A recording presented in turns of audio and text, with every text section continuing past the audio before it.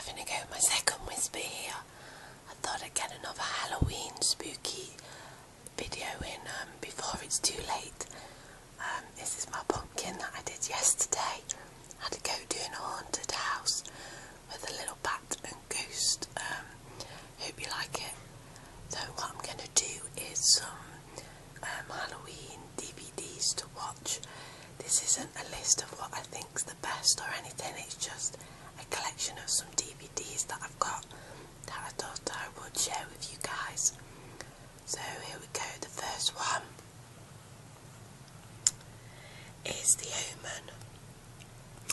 Now this DVD collection's got the Omen trilogy, all three of them, but to be honest it's the first one that's really the best.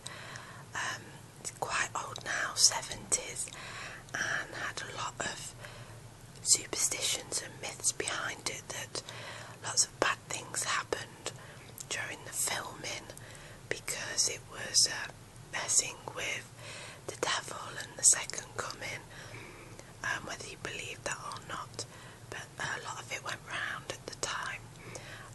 Again, it is quite an old film now, but if you remember it the first time around, it was yeah, it was pretty scary at the time.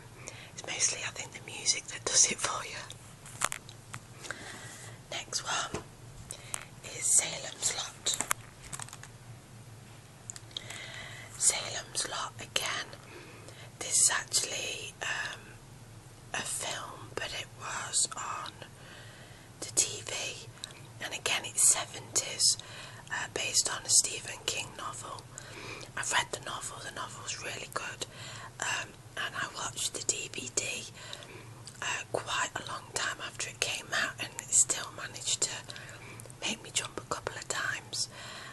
Again, if you watched it when you were a little kid in the 70s, I wasn't a little kid around then, but yeah, apparently it was quite scary, and it gave people a few nightmares.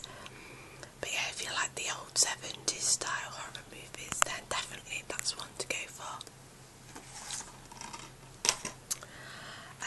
This DVD I've got here is 4 set in one, and it's got probably the oldest one on here is American Werewolf in London, which is one of my absolute favourites, early 80s, and one of the best still today werewolf transformations on film. It still looks really good and really amazing. The Thing, I'm a big John Carpenter fan as well, and this is a remake of an old film, but this film's so good, and yeah, so quite scary. Dracula, this is Francis Ford Coppola's Dracula in the early 90s. Again, not the typical Dracula vampire type film, but I think he tried to stick to the novel, what the novel was like. It's more of a romance, love story for a vampire, probably like Twilight now. But yeah, Gary Oldman as Dracula is absolutely amazing actor, and he's just brilliant.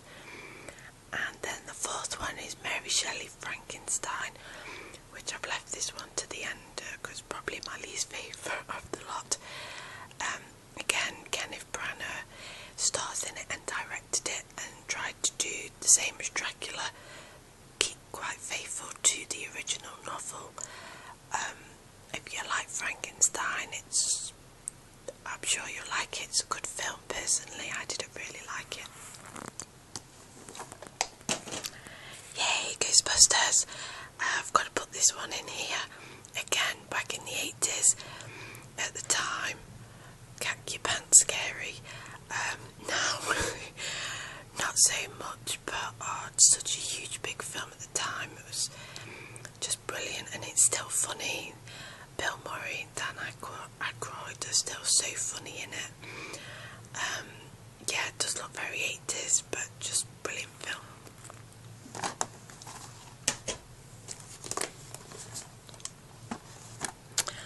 Lost Boys, again, is another big 80s favourite. favourite of mine.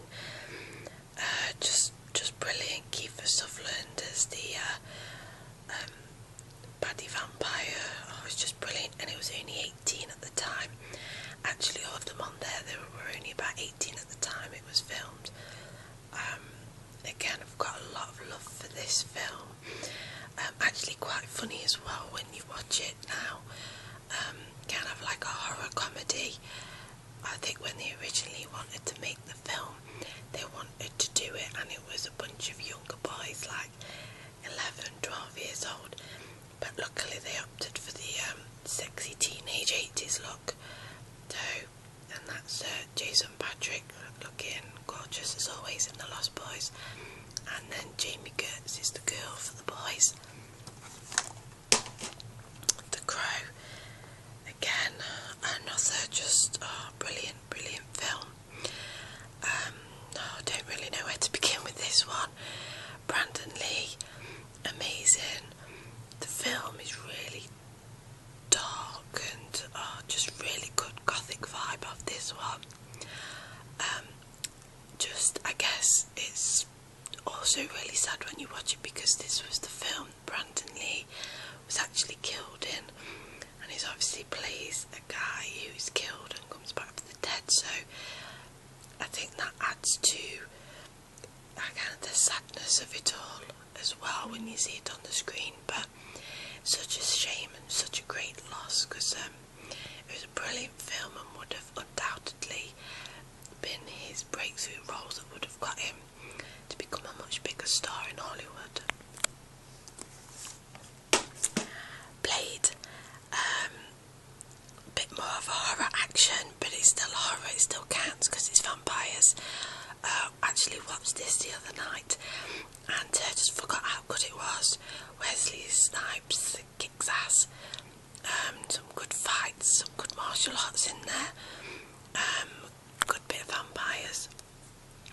This has got the famous scene at the beginning in the vampire club. I should imagine everyone's seen it, but I won't give it away just in case no one has. But one of really, really good opening sequences to do a horror movie or to a film, full stop. This one's a bit of a cheat. Tim Burton's Nightmare Before Christmas. I'd probably watch this at Halloween. I'd probably watch this at Christmas, any excuse to watch it. I just love it so much.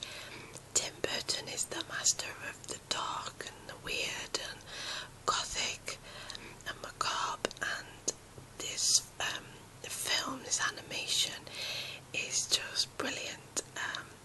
With Jack Skellington now, an iconic face, an iconic figure. It's just great film, and I could just watch it again and again, and it doesn't really age at all. So definitely watch that.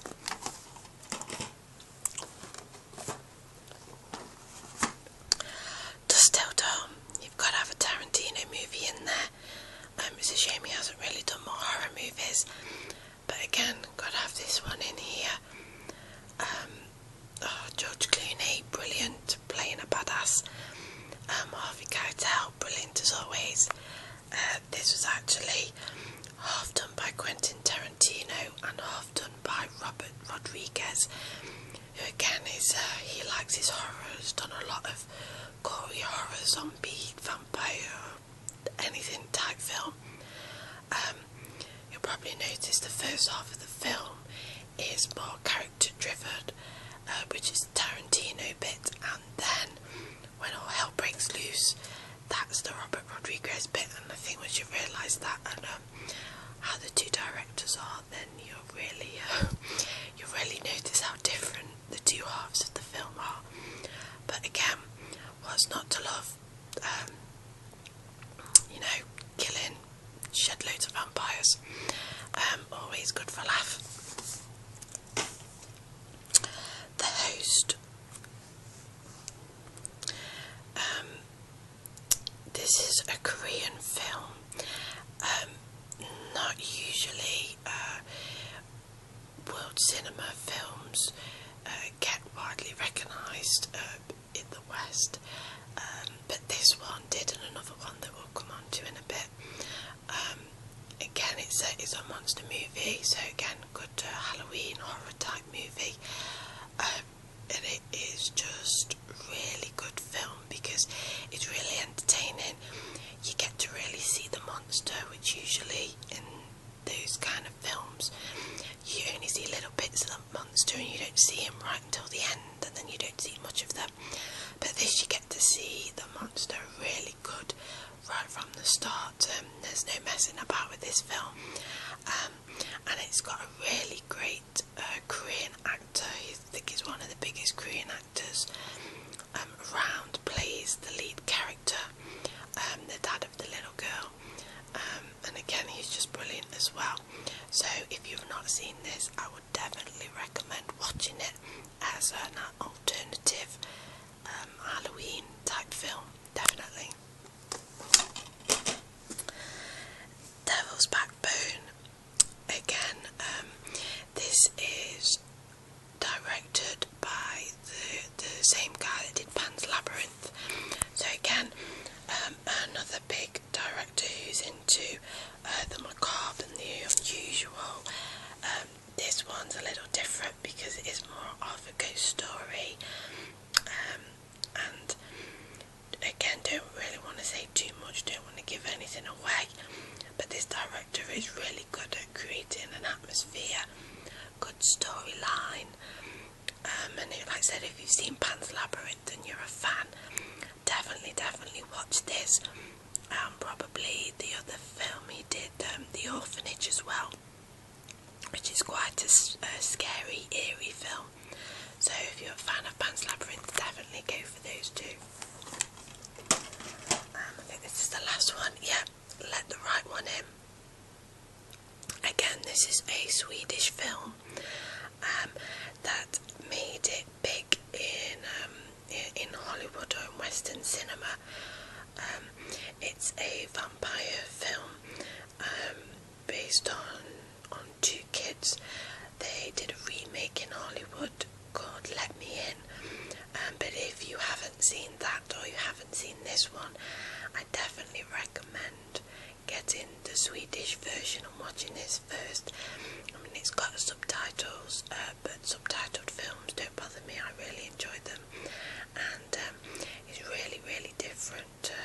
Like I said, two little kids become friends. One's a vampire, one isn't. So I'd really recommend watching that too.